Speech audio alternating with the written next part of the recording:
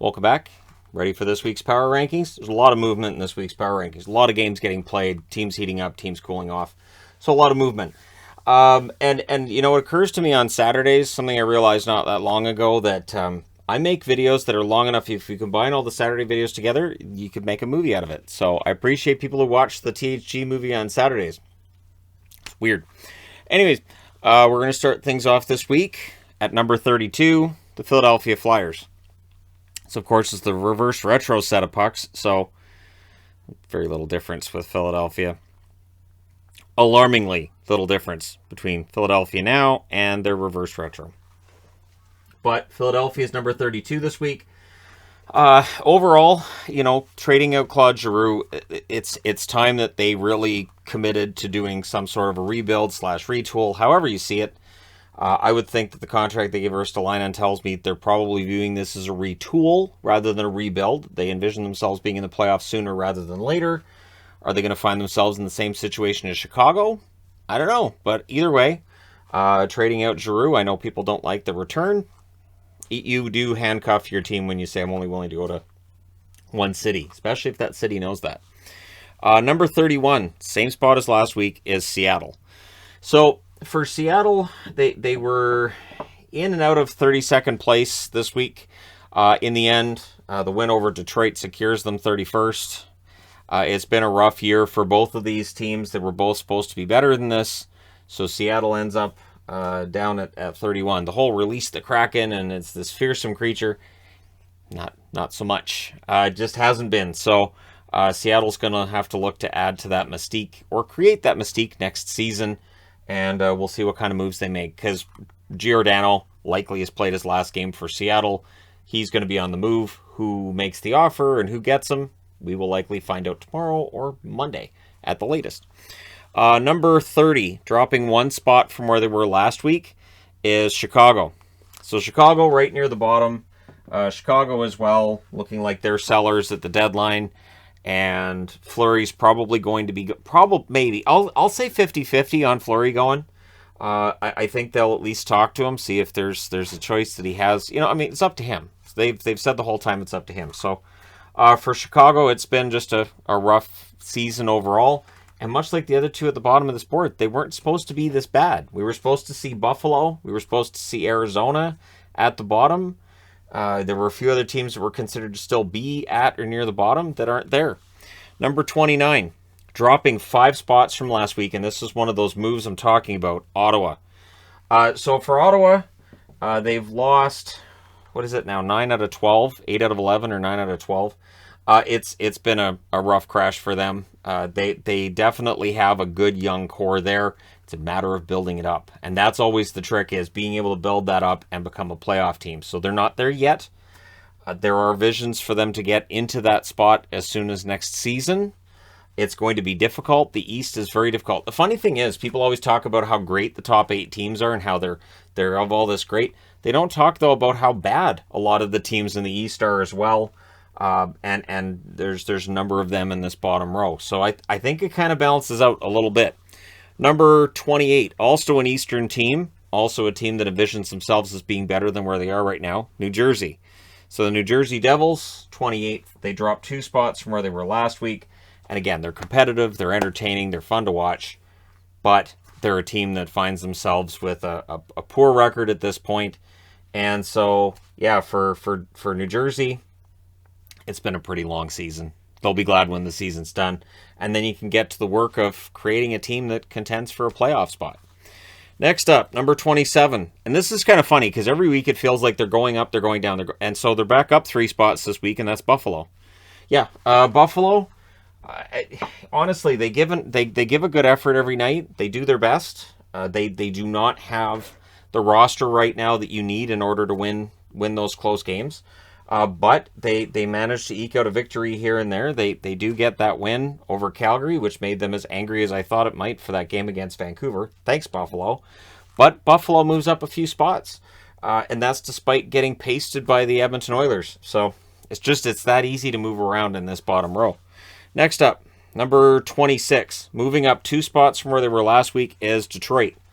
So for Detroit, losing against Seattle tonight hurts, but it to me doesn't put them down below Buffalo, it just prevents them from moving up. If they'd beaten Seattle in that game tonight, I might have been tempted to move them up one spot for the week. Beyond the 2 spots they already gained. That win over Vancouver, they really limited the opportunities for Vancouver in that game. The shots against were high, but the actual opportunities for Vancouver were relatively low in that game. Number 25, same spot as last week. No change for the Montreal Canadiens. They're playing out the string. Again, they're a team that's competitive. Caulfield's playing very, very well. And so if you're a Montreal fan and you're excited for next year, I understand that. I totally get it. I do think that Montreal can have a turnaround next year that sees them back at least in the hunt for a playoff spot. It's been remarkable how much they've moved up on this board from where they were. They were stuck in 32nd for a long time. So again, I'll be interested to see at the end of the year when I do the average power rankings where they end up. Because by my count, they should end up finishing at the bottom, but maybe they don't. Maybe Philadelphia or Seattle ends up being the one that averages out to being at the lowest. But at this point, Montreal's not playing the worst hockey. They end up beating Ottawa tonight. They've had some good games. They almost beat Dallas the other night too. So for Montreal, yeah, they're doing all right. Number 24, moving up 3 spots from last week, the Coyotes. Yep. If the Coyotes had beaten Pittsburgh today, it would have created some level of chaos that they would have moved up more than 3 spots. Arizona's kept games close. Their goaltending's kept games close. They've played well in some of these games too, and their record over the last month and a half has been good. So Arizona's legitimately got themselves out of that bottom row. And again, they were expected to be pretty much stapled to that 32nd spot with Buffalo at 31st. That was the expectation before the season started. Hasn't really turned out that way. And Arizona's winning enough games that they might be hurting their draft lottery chances. Players don't care about the team's draft lottery chances. They care about winning games. They're miserable when they lose. So when you see them playing this way, and you're like, man, they're hosing themselves out of a good chance at the draft lottery. Players don't care. That's not their concern. Their concern is wins and playing well so they keep their jobs next year. Next up, number 23, same spot as last week, the San Jose Sharks. So for the Sharks, they're back at, I think they're 1 game below 500 right now, right? So it's been honestly an adventure for San Jose. They lose the game against the Kings and they lose against Colorado to round out the week. They're not a playoff team, but they're keeping Hurdle for 8 more years. So they envision themselves as being a team that will compete for a playoff spot next year.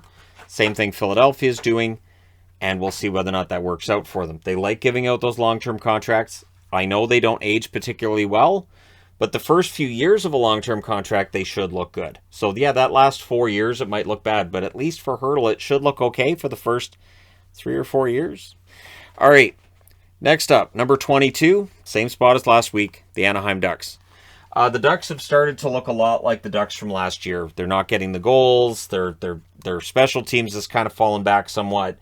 And again, you know, they had a really good start to the season. They looked like they might be a playoff team. They looked like they might end up second in the Pacific at one point this year. But reality has struck, and they're outside of a playoff spot. They've sold off Lindholm today. They're in sell mode. They sold off Manson this week as well. So with Anaheim, it's been an up and down season. It's going to end on kind of a down, but I think their future is bright. So that's the important thing. I think the general manager has the right idea for how to get things going on the right track. And so, yeah, Anaheim, I think, while they're 22nd on the board, I think they'll end up higher than that next season. Number 21, dropping 7 spots from last week. There's some big drops. Dallas. So for Dallas, the worst thing you can do to the Dallas Stars is tell them, now look, if you win tonight's game, you will be above the playoff line. For whatever reason, that seems to host. I think they've lost 4 out of 5. And the game they won over Montreal, there was some controversy to how that one ended. I was sure they were going to lose that one. They didn't, but they did lose the game today against the Islanders. They need these wins.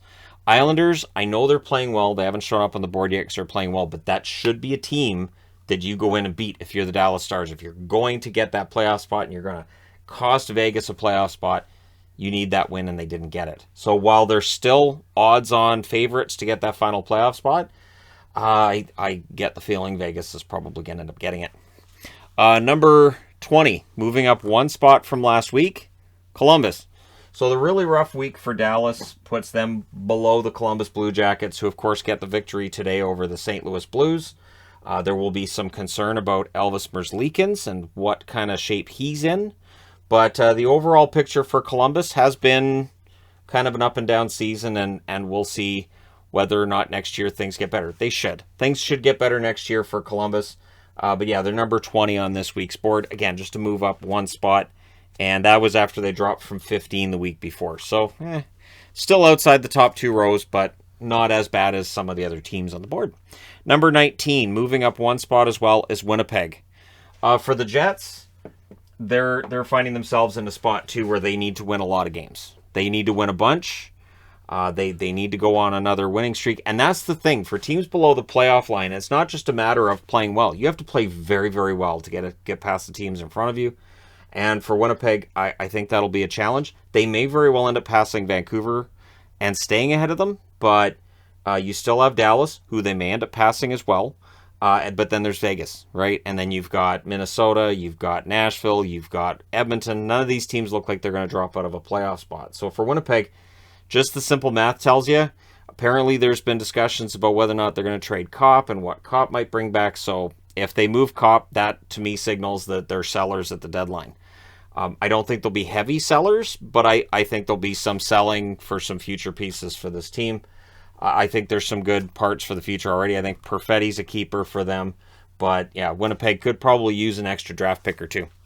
Number 18, dropping 7 spots from last week, Vancouver. Vancouver was playing so well, and then they came home for this homestand, and it's been bad. They lose against Detroit. They lose against Calgary. They lose against Tampa. These are games they need. And yeah, Calgary and Tampa are 2 of the better teams in the league. But if they're going to make the playoffs, they have to win those games. And you have to beat Detroit at home, which Seattle showed tonight how that gets done. So for Vancouver, it's a big drop. They're back out of the top 2 rows. And I don't think they're going to get back into the top 2 rows. That game tonight, with the way that was going, I half expected a Scooby-Doo moment when the players would turn around and pull Bruce Boudreau's face off and it'd be, "Hi, I'm Travis Green. It's been me all along." So I would have got away with it too, with it too if it wasn't for you meddling kids. So, it just feels like the Canucks have kind of run out of whatever mojo they had going, and it felt like that Washington game was a turning point where they came back and they had a lead, and they lost it, and they lost in overtime. And since then, it's just been, they're not starting on time. They're not getting those first goals. It's been tough for them. So they're 18th right now. Number 17, moving up 2 spots, the New York Islanders. There just isn't enough, and the Islanders too. There's the regular, there's the reverse retro. They tried. They didn't, but whatever. So for the New York Islanders, it has been an interesting run for them lately. They're now 2 games above NHL 500. And they've been good. They just don't have enough time left in order to make up the distance between themselves and the Washington Capitals or the Boston Bruins. So what this run at the end of the year may do is it may allow your Barry Trotz coach to keep his job, and it may mean that the New York Islanders don't do a full-off sell at the deadline, although older players on expiring contracts I would expect get moved by Monday at noon. And so, yeah, well, and I'm talking noon Pacific here. Of course, noon is 9 o'clock Pacific. So anyways, the Islanders, I think we'll see some players get moved out at the deadline, but I don't think there'll be a panic. I've heard Varlamov's name out there. Honestly, with the way he's been playing lately, I wouldn't be that surprised if the Islanders just keep both Varlamov and Sorokin. Sorry. I would not be surprised. So I'm watching a lot of hockey today. So it started at 11 a.m. It's now 11:16 p.m., so that's over 12 hours. Yeah, I'm allowed to mix up a name here and there. I can make up a goaltender. Sorokov's a good name. So, number 16, moving up 2 spots from last week, Vegas Golden Knights. I think Vegas is figuring it out. I think that, they won a couple in a row here at the end of the week. I think that win over Florida was big. They seem to be getting it back together. And, of course, Eichel gets hurt. He's not out for very long at all. And that's key. They can't really afford any more big injuries. Logan Thompson this week started to give them the kind of goaltending they've been looking for. So while they may still be in the market for a goaltender at the deadline, I don't think they're necessarily as panicked about it, even though Lehner's injury is supposed to be bad because Thompson's been decent. So, again, if you're looking for a Stanley Cup, they may want to make a move in net, but we can all have the debate about where they stand in terms of Stanley Cup tiers. I'm probably going to do that before we get into the playoffs, because then that'll be completely wrong, and that makes it more entertaining. So Vegas, number 16. Number 15, dropping 5 spots from last week, the LA Kings. The Kings have a lot of injury problems, and I think this is why we've started to hear a lot of rumors about who the Kings are in on, like Connor Garland in Vancouver, who I fully expect to be traded by the deadline. Yes, Garland has a decent contract for next year, but the Canucks need cap space to fix their blue line. And so Garland, I think, is probably going to be the casualty there. Now, since they're looking for a goal for a defenseman, and I've seen people say, well, Helge Grans is apparently who they'd want from LA. I'd be fine with that. Helge Grans is a great name, and he's a big defenseman. Canucks could use that. But for the Kings, they need help now. Connor Garland could give them that energy. He could give them that scoring depth. It could really help the LA Kings at a time where they need that. And so, yeah, they've dropped to 15 this week. If they have another week like this past week, these teams will end up swapping places, not just on the board, but Vegas may end up passing them overall, or Edmonton could end up passing them too. So the Kings dropped to 15. They didn't drop more than that. I know they're ahead of Vegas, even though Vegas beat them, but 5 spots I think is enough of a drop for LA this week. Number 14, moving up 3 spots from last week, the Minnesota Wild. Minnesota's had a better week than their previous weeks. They seem to have gotten over that slump they were going through. The win over Chicago today was impressive in that Chicago didn't get a lot of really good opportunities in that game. Minnesota defended that one very, very well. So for the Minnesota Wild, they definitely look like they won't have to worry about not making the playoffs. But now the concern is, what are you going to do in the playoffs? So they pick up Nick Delorier today. I like that move for the toughness. Now you got Duhaime and Delorier, and it's a tough team. And then the odds are they will at least look, I would think, at their goaltending and whether or not they're happy about it. Now, if they end up deciding Marc-Andre Fleury, and if that becomes a thing, Chicago's probably going to ask for Kakkonen. And I don't know if that's going to be a non-starter for Minnesota, or if Bill Guerin will say, you know what, we got to go for it. Fleury can steal us at least a series. Yeah, we'll hold our nose and hope this works out for the best long term. And then maybe even talk to Fleury about signing a 1-year extension beyond this year, right? Maybe bring him in and sign him to a 1-year extension so it's not a pure rental. But for Minnesota, this is an interesting year. Can they finally get over that hump in the playoffs? Number 13, same spot as last week, despite the fact they've had quite the run lately, and that's the Oilers. It's one of those things where the Oilers just end up in the same spot that they were. They get passed. There's 2 teams that passed them this week. There's 2 teams that dropped beneath them this week. They were behind both Vancouver and LA. They're now ahead of Vancouver and LA. And they find themselves behind Nashville and Washington are the 2 teams that passed them. So that happened this week. For the Oilers, though, they had a very good homestand. They rounded it out with a 6-3 win against the New Jersey Devils tonight. And we will see beyond here what ends up happening for the Oilers and whether or not they might actually be able to take a run at second place. It looks like they could. And if they end up with home ice in the first round, well, I can say Sportsnet would be happy because you've got a Canadian team with home ice in the first round. We might end up with 3 Canadian teams with home ice in the first round. That's automatic ratings. Plus, you'd have some very happy Canadian NHL owners who would get a lot of revenue from tickets in the playoffs. So the Oilers at 13 this week, I would not be surprised if they move up. That being said, number 12, moving up 4 spots from where they were last week, the Capitals. Capitals have got it going on right now. It's one of those things that they're hot and cold. Ovechkin's been hot and cold. He started heating up again. He started getting goals. And I can't say that necessarily getting close to a milestone slows a guy down, but we've seen that before, where a player gets close to a milestone, whether it's a certain number of goals to get to 500 or 400 or whatever, or in this case, passing Yager. It felt like he slowed down a bit. Now he's heating up again. So, yeah, I would think Ovechkin's still got a shot at 50, but, 40, 45 goals at this stage in his career, yeah, the Caps will take that. And the Caps are going to be one to watch at the deadline, too, because they may feel like they need to go all in with the overall age of the Capitals being where it is right now. Number 11, dropping 2 spots from last week, St. Louis. St. Louis has had some problems. St. Louis has won, I think it's 4 of their last 11. They're not losing by a lot. They're not getting blown out usually, but they're not getting the wins either. So St. Louis might be a team to watch over the next 36 hours to see what they do, maybe fix that as well. But for St. Louis, I still think they're going to be dangerous come playoff time. Apparently, the general manager feels they have a very good chance to go a long way in the playoffs. Most general managers will say that, though. It's very I can't see there being a general manager that says, yeah, I think we'll be out in the first round of the playoffs. It's just a feeling I've got. I don't think general managers would say that. If they did, they'd probably get a call from the owner with, are you planning on fixing the team where you think they can only win a couple games in the playoffs and then they're out in the first round? So for St. Louis, it's been a rough go lately. We'll see if the pressure that they're starting to feel from Minnesota as well as from Nashville actually makes a difference and starts to get them going. Number 10, moving up 2 spots from where they were last week, Toronto.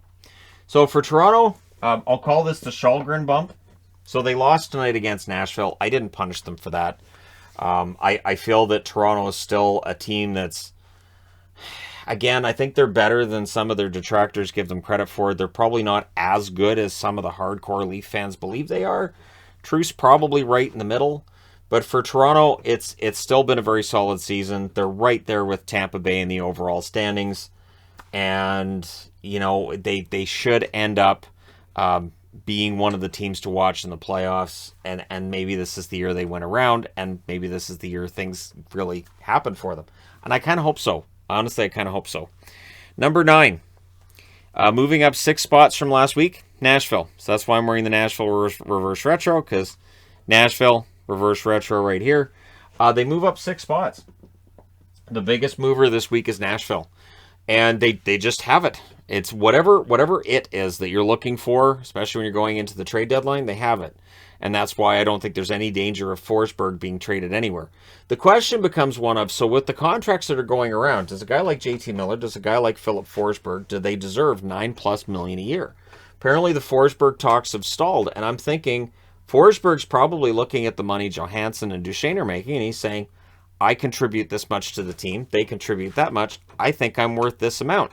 And David Poyle's saying, if I give you that amount, I don't know that I can get the team together. I don't know that I can put a whole team on the ice. So cap constraints are probably part of I would think part of it. But I still think they'll iron it out. I still think Forsberg and his mustache are going to stick around for a while longer in Nashville. But we'll see, right? Number 8, same spot that they were last week, Boston. Boston doesn't move up. They don't move down. There were Boston fans that were railing against me having them that low. There were fans of other teams that railed against me having them that high. I expect the same thing this week.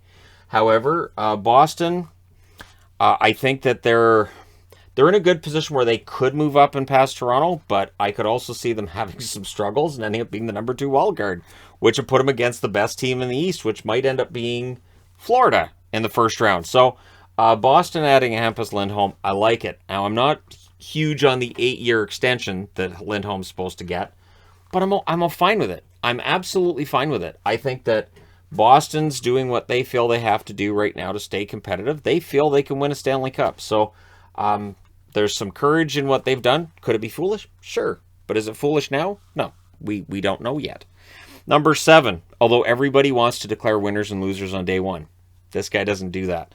Number 7, Rangers. New York Rangers staying the same spot as last week as well. And again, you know, I looked at the Rangers the other day, and I'm looking at them on the board, and I'm like, but they're 5-5 in their last 10. They aren't playing great, but they're still in the top row on the board. But again, then tonight in the big game against Tampa, they come out with the win. So the New York Rangers are winning enough games. They keep their spot, and when they lose, they're not getting destroyed or anything. So yeah, the Rangers end up staying in 7th. And here's to hoping we get a White Lady Liberty next year, right? That's all they have to do. You gave us the Blue Lady Liberty for reverse retro. Now give us the white, and we'll leave you alone. Number 6, dropping 3 spots from last week, Carolina. So there's the Carolina, of course, Hartford for reverse retro. For Carolina, I don't know how much confidence I have with this team as it's currently made up as we get closer to the playoffs. Now, there's always those teams that kind of coast into the playoffs and we have those concerns and they start dropping out of power rankings and then they turn it around come playoff time. Carolina's absolutely capable of that. But lately, there are some concerns I've had. In that game against Toronto, And then the game against Washington, and I have some concerns with Carolina. So they end up dropping down to number 6 on the board. And it is unusual that Carolina would have any sort of struggles, so I do expect them to turn it around. I have very little doubt that they will. It's a matter of when and for how long. Number 5, same spot that they were last week, Pittsburgh. So again, with Pittsburgh, there are times that people say I'm too easy on them, I might be too harsh on them at times. The reality is, I update the board every single day, and then on Saturdays, I do this, and then I update the board every single day after that as well. So there's no, I'm going to take it easy on this team this week, I'm going to be hard on this team this week. It's just, I just update the board every day based on what happens. And again, because there's so many games being played right now, there is a lot more movement on the board than what we saw like a month ago, right? So for Pittsburgh, I think they're playing well. I think Jari's playing very well. I don't think there's a lot they need to do at the deadline. I think they've got a pretty strong team. The one concern you could have is their ability to stay healthy. Malkin's usually good for a couple injuries a year, and you do get concerned if something happened to Malkin, if Crosby gets hurt, because they do tend to get hurt and they're older players now.